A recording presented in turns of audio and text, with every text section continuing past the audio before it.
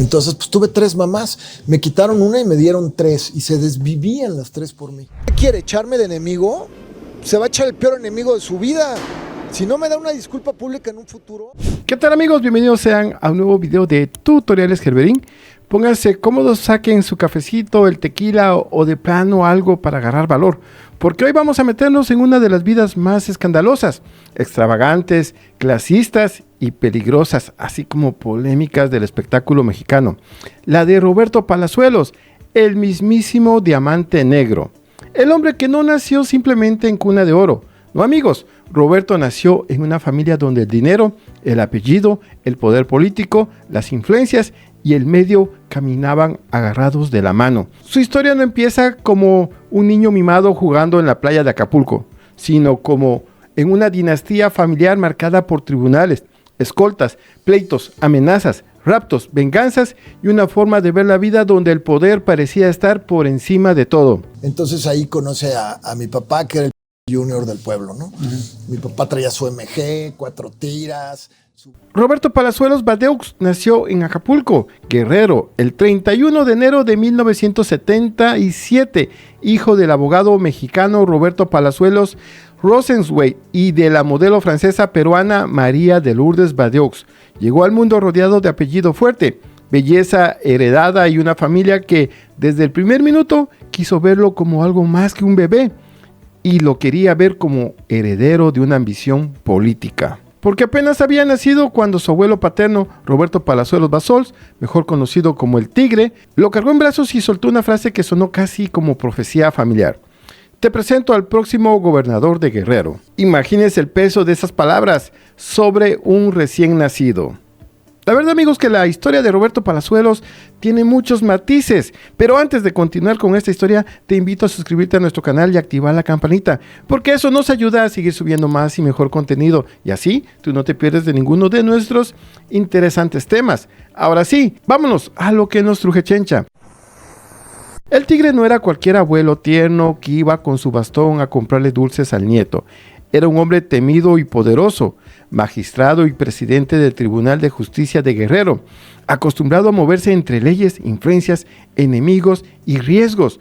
Un personaje de esos que no salían en la calle como cualquier ciudadano, sino rodeados de escoltas y protección, porque su vida estaba metida en terrenos donde el poder se defendía con abogados, contactos y también con hombres armados. Amigos, esta historia se está poniendo espeluznante. Desde ahí se entiende mucho de Roberto Palazuelos. El niño creció escuchando que venía de una familia importante, que el apellido pesaba, que el poder se ejercía, que las influencias abrían puertas y que, si el mundo se atravesaba, la familia tenía cómo doblarlo. No era una infancia común, era una infancia entre lujo, miedo, autoridad y una especie de permiso invisible para sentirse distinto a los demás. La verdad fue muy difícil mi adolescencia. Yo siempre digo que a mí me va tan bien ahora. Pero esa cuna dorada también tenía espinas, porque la vida de Robertito, como le decían de niño, no empezó con paz ni estabilidad. Empezó con pleitos familiares, con una madre y un padre enfrentados, con un abuelo poderoso metiendo mano y con un trauma infantil que parece sacado de una película de acción. Un rapto familiar que lo marcaría para siempre. Ahí es donde arranca el verdadero expediente de Roberto Palazuelos. No solo el actor presumido, el empresario hotelero, el junior fanfarrón o el hombre que se autonombra rey de Tulum. Ahí vamos a hablar del niño arrancado de una vida, del adolescente rodeado de juniors intocables, del amigo de Luis Miguel, del protegido de Andrés García, del joven que conoció armas, excesos, fiestas de poder y una impunidad que después se le notaría hasta en la forma de caminar. Porque Roberto Palazuelos no se hizo polémico de la nada. Lo educaron entre privilegios, violencia, apellidos pesados y una idea muy peligrosa, que ciertos hombres nacen para mandar y no para pedir permiso. Sufrí mucho de adolescente y pagué mi boleto para el éxito que tengo ahora. Ok. La verdad fui un adolescente. Y amigos, aquí empieza una de las partes más oscuras de la vida de Roberto Palazuelos, porque su infancia no fue precisamente en juegos tranquilos, pastelitos y vacaciones. Nada de eso, señores. La paz le duró muy poco, apenas era un chamaco de 3 años cuando quedó atrapado en una guerra brutal entre sus padres. Después de pleitos terribles en el matrimonio, su madre María de Lourdes Badiux decidió llevárselo escondido a Nueva Orleans, Estados Unidos, sin autorización del padre. Y ahí empezó una historia que parece sacada de una película de acción, pero que marcó para siempre la vida emocional de Robertito. Porque la familia Palazuelos no era cualquier familia. No eran de esos que se sientan a esperar papeles, audiencias o llamados de abogados. No, señores. Estamos hablando de una dinastía con contactos, poder, influencias y un abuelo, el Tigre Palazuelos, que sabía mover hilos pesados dentro del sistema. Y según se ha contado, en lugar de irse por la vía diplomática normal, el abuelo habría utilizado sus contactos en la Secretaría de Relaciones Exteriores para intervenir llamadas telefónicas y cartas de la madre. Querían saber dónde estaba, cómo vivía, en qué condiciones tenía el niño. Y cuando descubrieron que ella trabajaba de mesera y dejaba a Robertito al cuidado de una niñera de apenas 15 años, el padre tomó una decisión extrema. Viajó a Estados Unidos acompañado de un grupo de hombres armados. Y ahí la historia se pone oscura, violenta y durísima. Porque según cuentan amigos, llegaron a la casa, sometieron a la niñera, la amordazaron, la amarraron de pies y manos y se llevaron a Robertito. Fíjate nomás, era casi una mafia. Así, sin permiso, sin proceso claro, sin despedida y sin entender él absolutamente nada. Ubican y mi papá con una persona va por mí y la chavita esta centroamericana adolescente abre la puerta y le dicen que venían a checar una cosa del gas. Para un adulto puede ser una maniobra familiar, una recuperación del hijo, una respuesta desesperada. Pero imagínense amigos, para un niño de 3 años eso era terror puro. El chiste amigos es que el FBI intentó detener el vuelo de escape en Houston, pero según esta versión, el piloto se negó a regresar porque el avión ya estaba en espacio aéreo mexicano y porque sabía perfectamente que la familia Palazuelos tenía un poder enorme del otro lado de la frontera. Al llegar a México, las influencias hicieron lo suyo. El divorcio se arregló de manera express y la madre quedó prácticamente borrada de la vida del niño. Según se ha contado, la amenazaron con meterla a la cárcel por sustracción de menores si se atrevía a poner un pie en México. Y así, de un día para otro, Robertito perdió a su madre. No porque ella hubiera muerto, no porque no existiera, sino porque el enorme poder familiar la arrancó del mapa. Y eso sí, amigos, deja heridas que no se borran con dinero, mansiones ni apellidos. No es que no tenía madre, simplemente la desaparecieron. Y el trauma fue tan fuerte que el niño dormía en el mismo cuarto de sus abuelos por miedo a que su mamá regresara a robárselo otra vez. Imagínense la mente del niño tratando de entender eso. Por un lado le decían que su madre lo había sustraído, por otro lado lo habían sacado de Estados Unidos en una operación violenta y en medio estaba él, pequeñito, aterrado, sin saber quién lo quería salvar y quién se lo quería llevar. Pero la tragedia no terminó ahí. Cuando Roberto tenía alrededor de 5 años, su abuelo, el Tigre, fue privado de su vida afuera del tribunal de Chilpancingo. El hombre que había sido figura de poder, protección y miedo cayó en plena calle, dejando a la familia envuelta en pánico. Y como si el asesinato no fuera suficiente, los enemigos de la dinastía terminaron quemando, destrozando por completo la mansión familiar. Ahí se acabó cualquier resto de estabilidad. La abuela Margot y sus tías huyeron con el niño a la Ciudad de México, mientras su padre tuvo que salir del país por amenazas de muerte. Mi abuelo era de los que hace cuenta y a través de sus relaciones públicas tenía mucho poder. Entonces hace cuenta que hacía fiestas patrias. Entonces Roberto quedó sin madre, con un padre ausente y con una familia que vivía entre duelo, paranoia, rencor y miedo. Su tía Susana, la famosa chef, junto con su abuela Margot, quienes terminaron convirtiéndose en sus figuras maternas. Ellas llenaron el hueco como pudieron, lo cuidaron, lo protegieron y trataron de darle algo de hogar dentro de una infancia que ya venía rota desde muy temprano. Pero el niño creció con una herida pues muy profunda. En la escuela, otros niños le daban donde más le dolía. Le gritaban que ni su propia madre lo había querido. Y esas palabras, amigos, para un niño sin mamá presente pesan como piedras. No eran simples burlas, eran puñaladas directas a una historia que él mismo no terminaba de comprender. Así se fue formando Roberto Palazuelos, entre lujo y abandono, entre poder y miedo, entre escoltas y burlas, entre una madre borrada, un padre ausente, un abuelo privado de la vida y una familia que resolvía los conflictos como si la ley fuera algo negociable. Amigos, es que esta es una historia del Padrino o de los gángsters de antiguos de Nueva York, películas de Al Capone, qué sé yo. Por eso, cuando años después lo vimos caminar con soberbia, hablar como si pudiera tocarlo todo y presumir una seguridad casi insolente, había que entender que ese personaje no nació de la nada. Detrás del diamante negro hubo primero un niño asustado, arrebatado, marcado por el poder familiar y criado con la idea de que en este mundo sobrevive el que tiene contactos, dinero y colmillo. Entonces, pues tuve 3 mamás, me quitaron una y me dieron 3 y se desvivían las 3 por mí. Y amigos, vaya que esa lección le quedó grabada. Y aquí les pregunto yo, ¿ustedes qué opinan de esto? Déjenmelo saber en los comentarios. Y fíjense que ya instalados en la Ciudad de México, la familia Palazuelos cayó parada en una cerrada exclusivísima sobre Avenida San Bernabé y San Ángel. Ahí, amigos, Robertito no llegó precisamente a un vecindario común de niños jugando canicas en la banqueta. No, ahí se juntaba con la crema innata del privilegio, del apellido pesado, del dinero viejo, del poder político y de esa impunidad que huele distinto cuando creces rodeado de escoltas. Eran funcionarios y juniors que se sienten que la ciudad les pertenece. En esa privada empezó a formarse una generación de chamacos que no conocían límites normales. Entre sus vecinos, amigos y compañeros de andadas estaba Luis Miguel, Héctor Suárez Gómez, el burro Van Ranking y hasta hijos de presidentes de la República. Imagínense nada más el nivel del relajo. Adolescentes con dinero, contactos, autos, permisos invisibles y una sensación de intocables que no se compra en la tienda. Se hereda desde la cuna. Andaban así como el grupo Fandango. Autos, moda y rock and roll. No, hombre, es que eso era vida.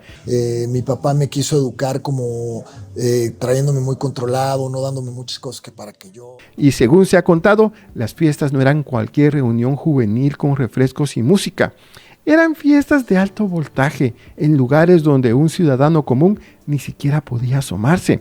Casas federales de Fonatur, espacios ligados al poder, reuniones en ambientes presidenciales y traslados con la protección del mismísimo Estado Mayor Presidencial. Mientras cualquier muchacho de su edad tenía que pedir permiso para llegar tarde, ellos se movían como si México fuera su patio privado. Y claro, en ese ambiente también circulaban excesos, sustancias, chupe, desorden y esa cultura de nadie nos va a hacer nada, que termina deformando a cualquiera. Roberto creció viendo que el poder no solo abría puertas, también borraba consecuencias. Pero el personaje más oscuro de esa etapa no fue un compañero de escuela ni un junior de apellido elegante, fue Arturo el Negro Durazo, el temido y corruptísimo jefe de la policía capitalina.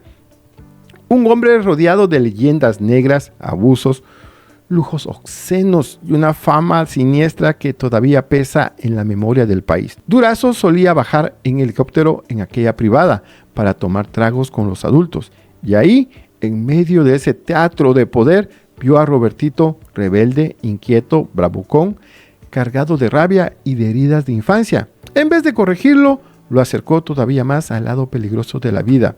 Según el propio relato que se ha manejado, el Negro Durazo lo subía al helicóptero y se lo llevaba a terrenos baldíos de la Jusco para enseñarle a disparar armas cortas y metralletas. Imagínense la escena.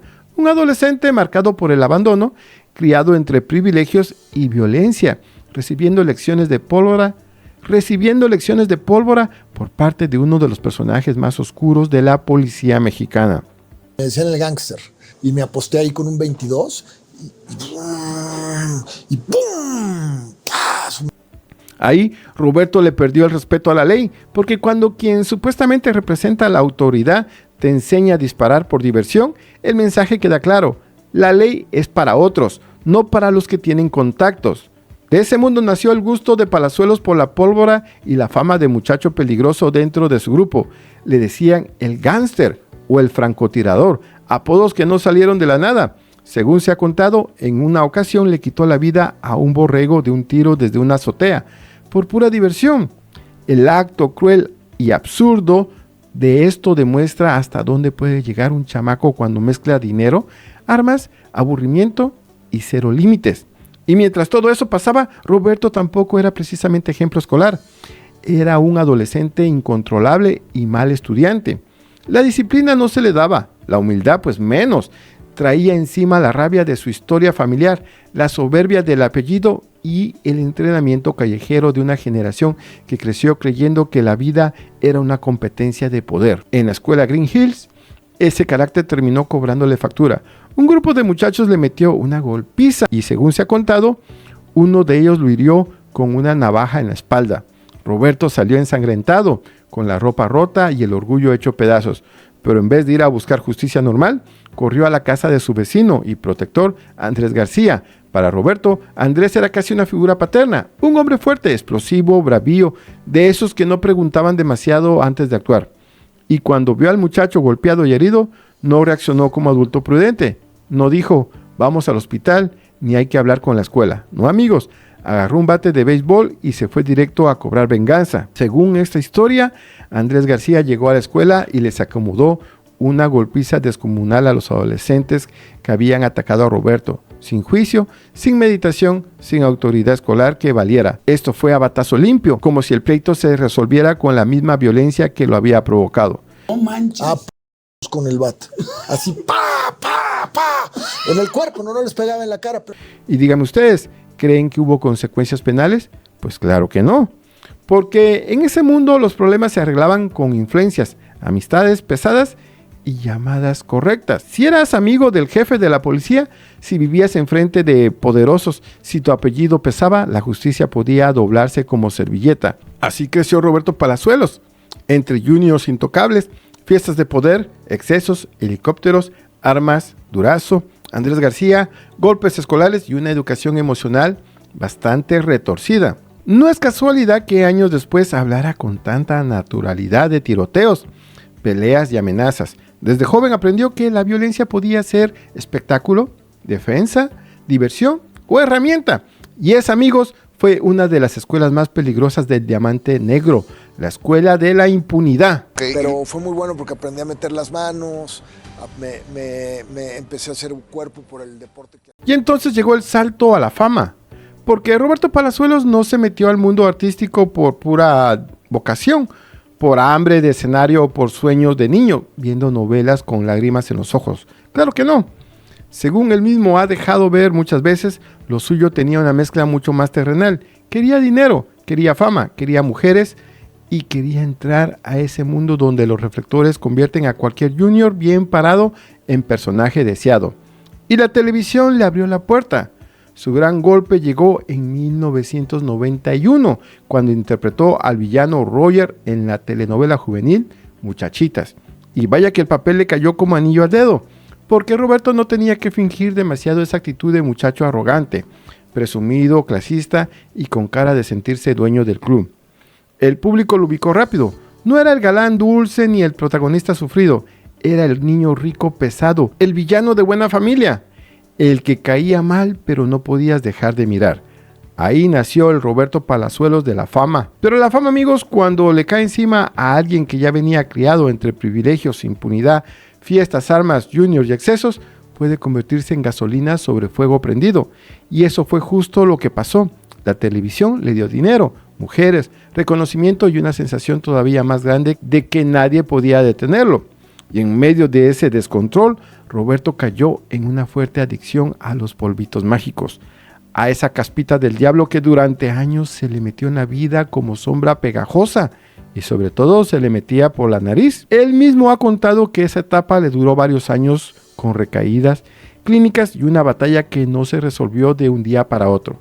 Pero el episodio más escandaloso, ridículo y vergonzoso de esa etapa ocurrió en 1993 durante las grabaciones de Dos Mujeres, un Camino, una de las telenovelas más exitosas en aquel momento.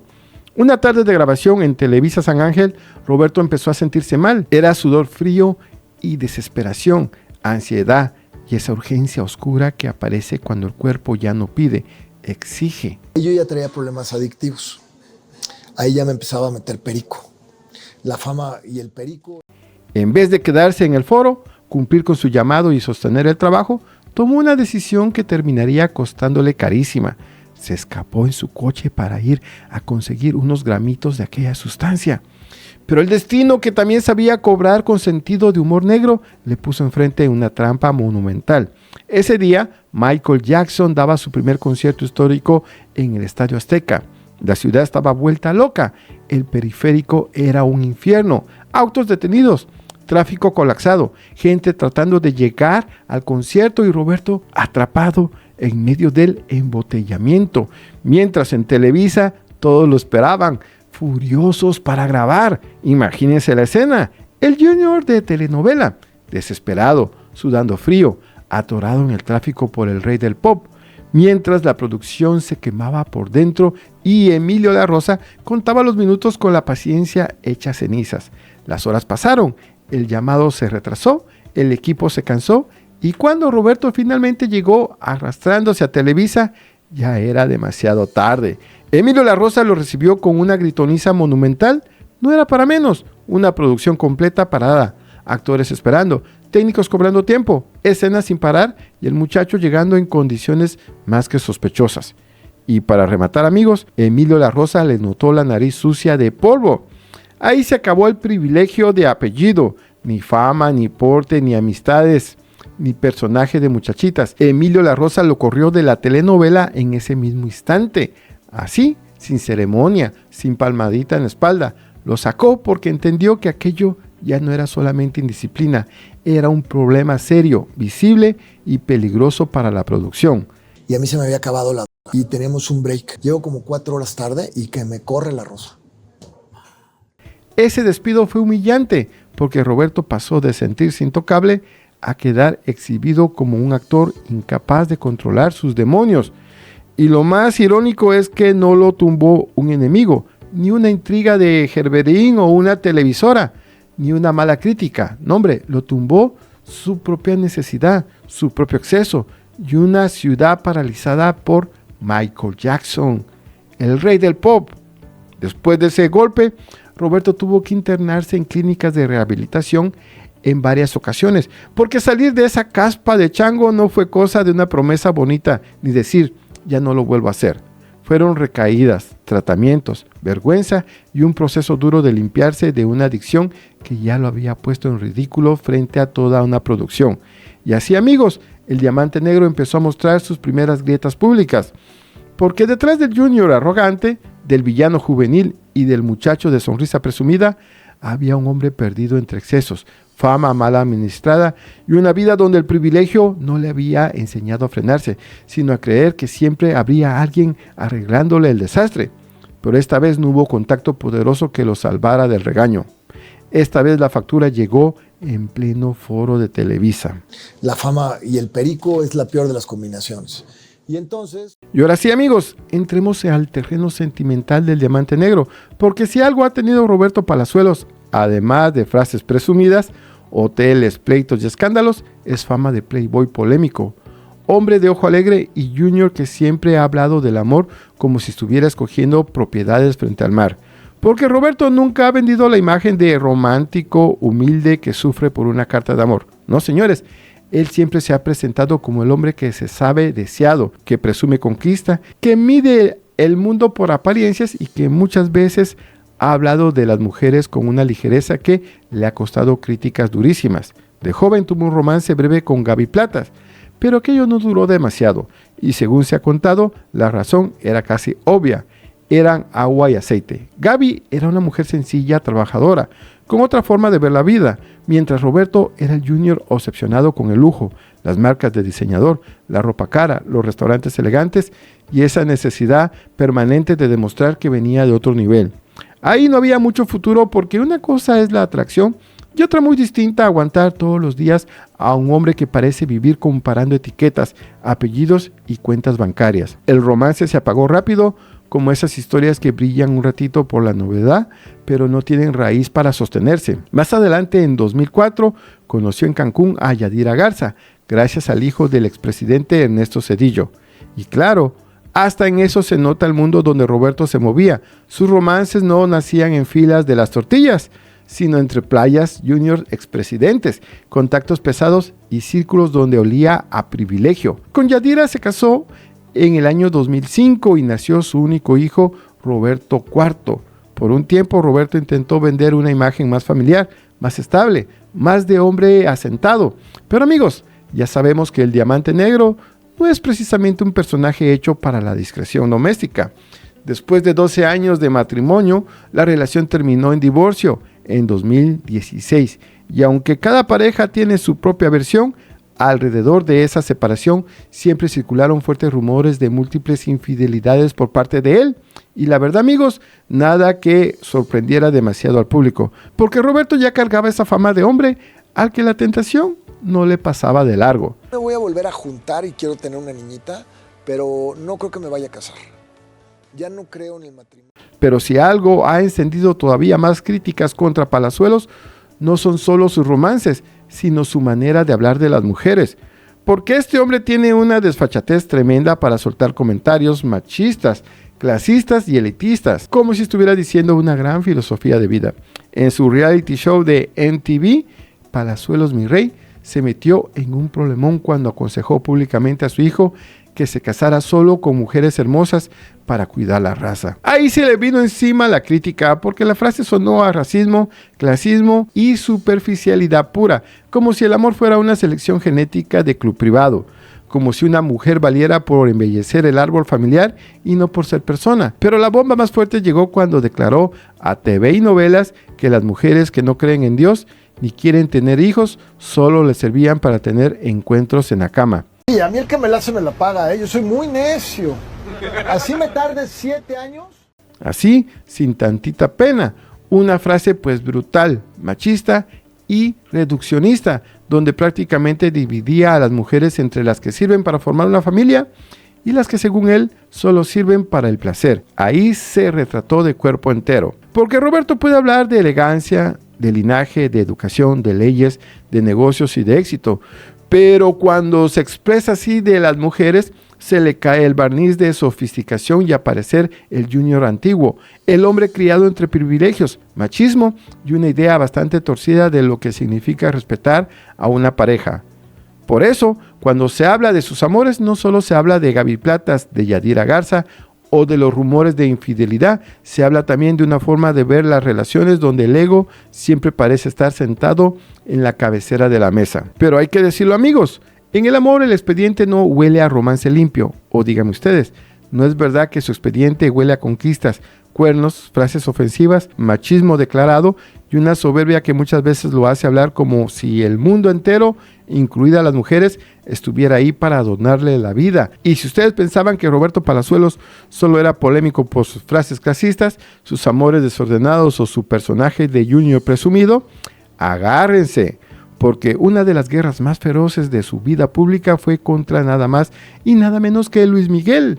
Sí, amigos, el mismísimo Sol de México, con quien de joven compartió fiestas, Acapulco, juniors, excesos, romances, mujeres hermosas y esa vida dorada donde parecía que todos ellos eran dueños del mundo.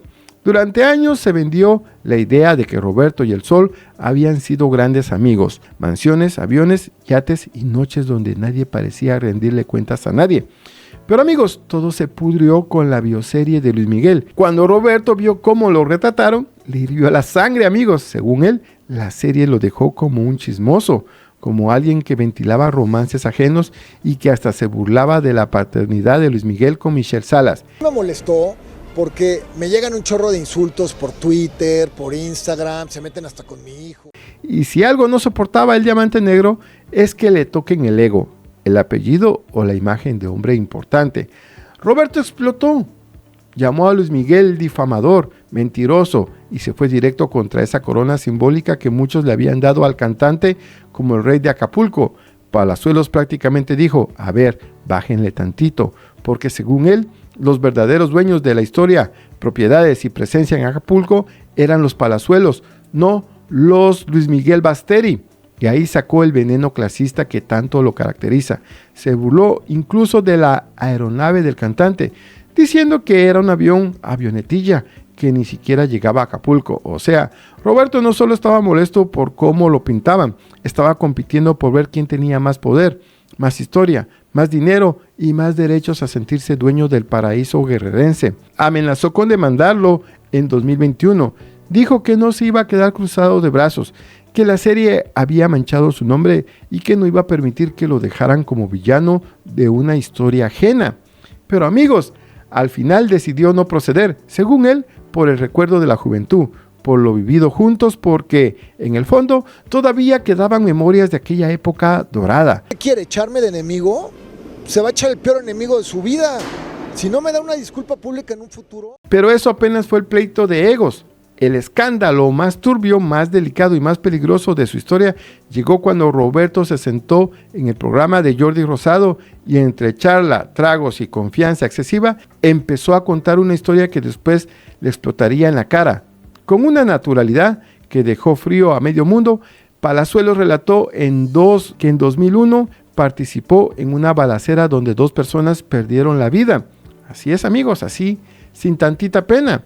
Y según su versión, iba acompañado de un amigo apodado Scarface, dueño de varios estacionamientos, cuando unos sujetos lo encañonaron.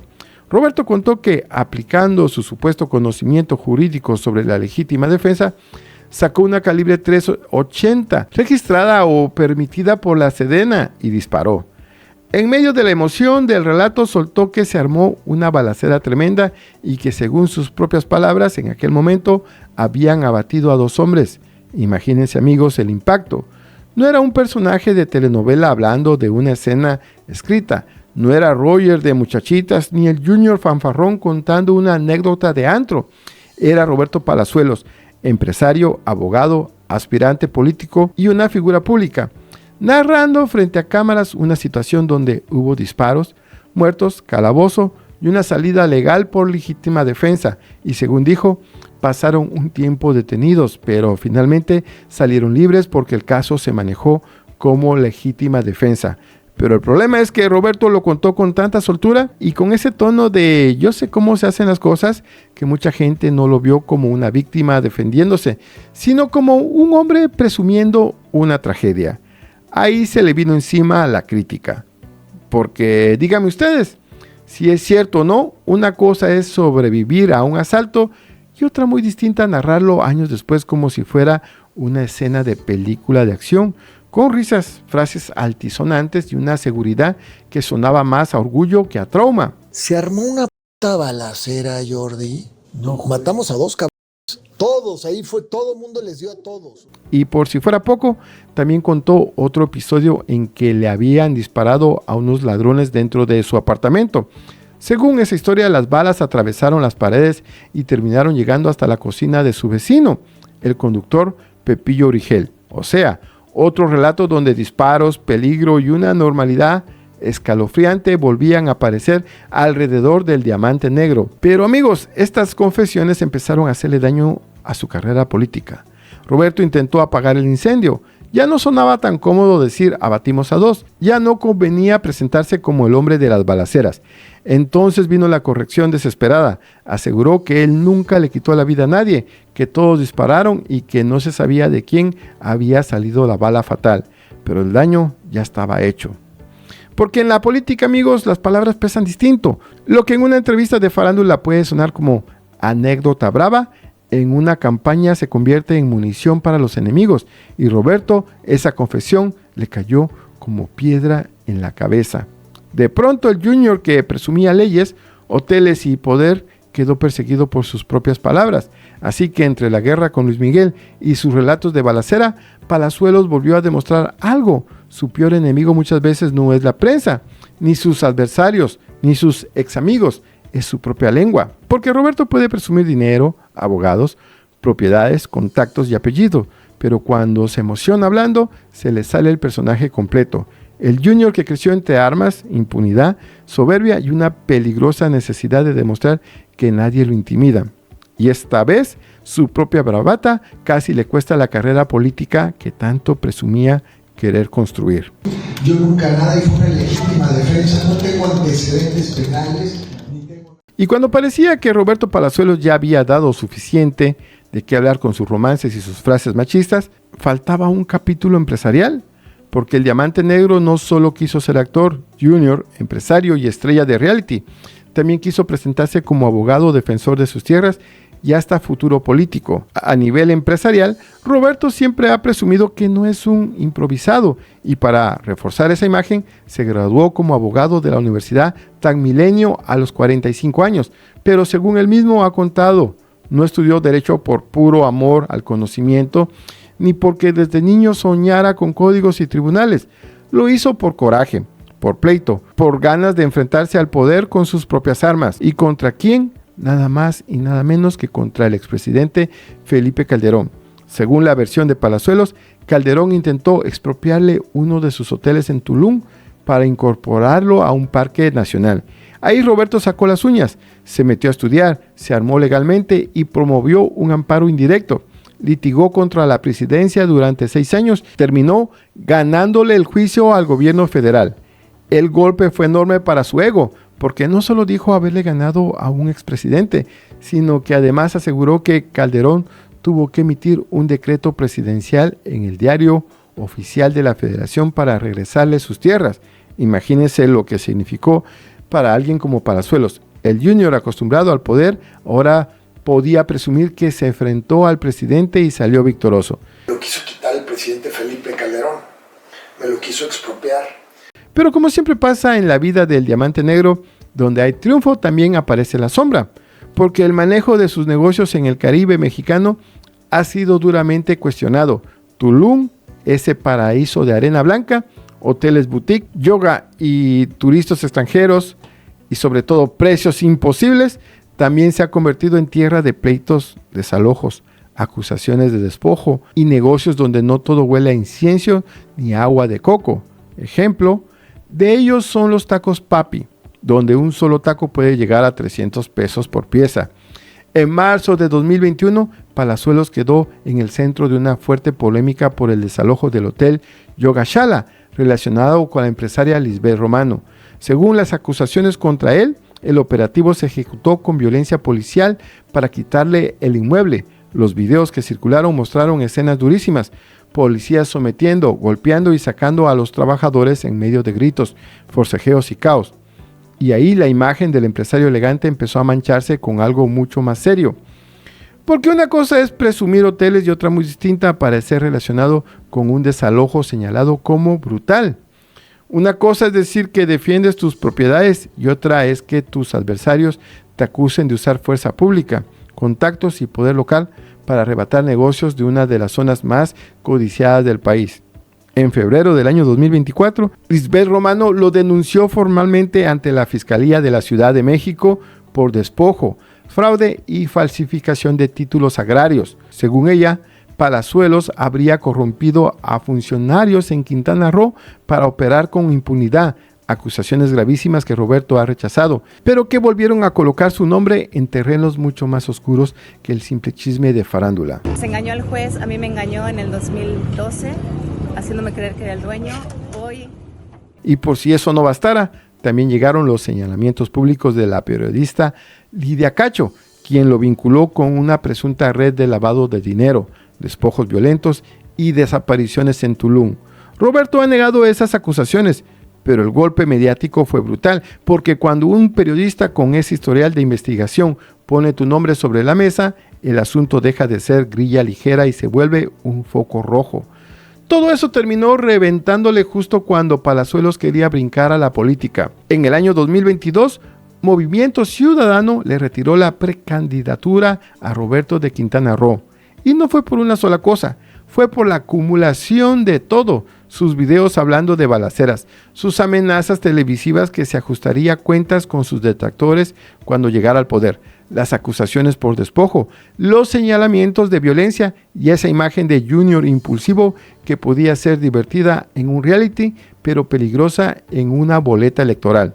Porque una cosa es decir barbaridades en televisión y otra muy distinta pedirle a la gente que te entregue el gobierno de un estado. La política no le perdonó lo que el espectáculo le celebraba. En la farándula su soberbia era personaje, en campaña se volvió amenaza, en el reality sus frases clasistas daban rating, en la política daban miedo. Como precandidato a gobernador de Quintana Roo por Movimiento Ciudadano, precandidato.